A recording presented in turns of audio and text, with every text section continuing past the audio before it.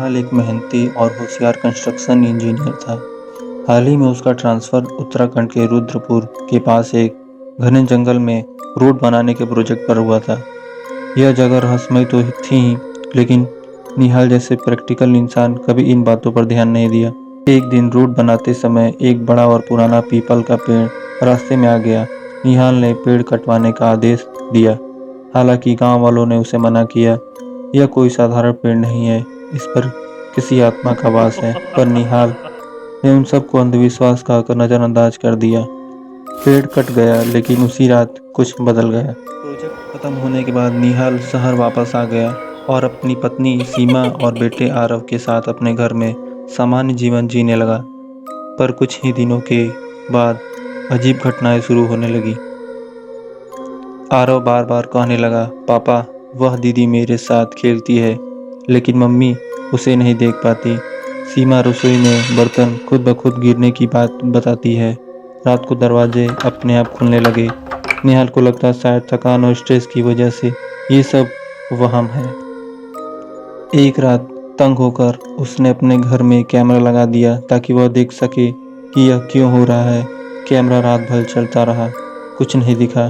पर जब उसने कैमरा खुद की तरफ मोड़ा, उसकी आंखें फटी की फटी रह गई। कैमरे में साफ दिखाई दे रहा था, उसके कंधे पर एक औरत की परछाई बैठी थी।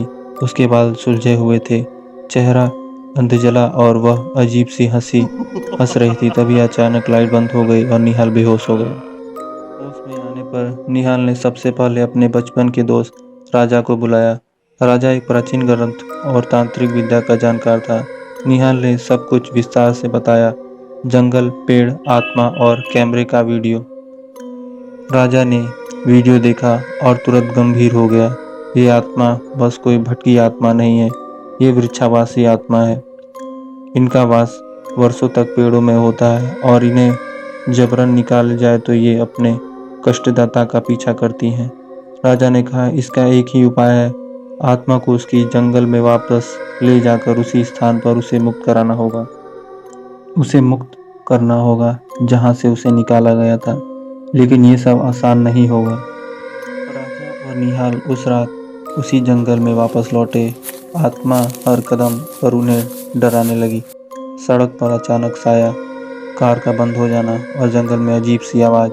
जब वे उस कटे हुए पीपल के स्थान पर पहुंचे, राजा ने उसे पूजा की तैयारी की। उसने निहाल से कहा, अपनी गलती स्वीकार करो, यही पहला चरण है मुक्ति का। निहाल ने हाथ जोड़कर पेड़ के स्थान पर क्षमा मांगी। तभी भयंकर हवा चली और आत्मा उसी जगह प्रकट हुई। उसका चेहरा अब भी डरावना हो गया था, उसकी आंखें खून जैसी लाल थी। राजा ने तंत्रिक मंत्रों का जाप शुरू किया। आत्मा चीखी चिल्लाई और निहाल की ओर बढ़ी। लेकिन जैसे ही राजा ने हवन की अग्नि में विशेष भस्म डाली, आत्मा अचानक शांत हो गई।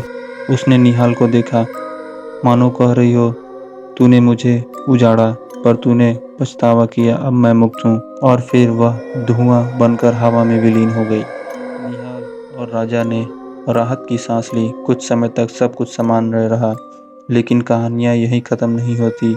एक दिन आरव फिर बोला, पापा, वो दीदी फिर आई थी, पर अब वो गुस्से में नहीं थी।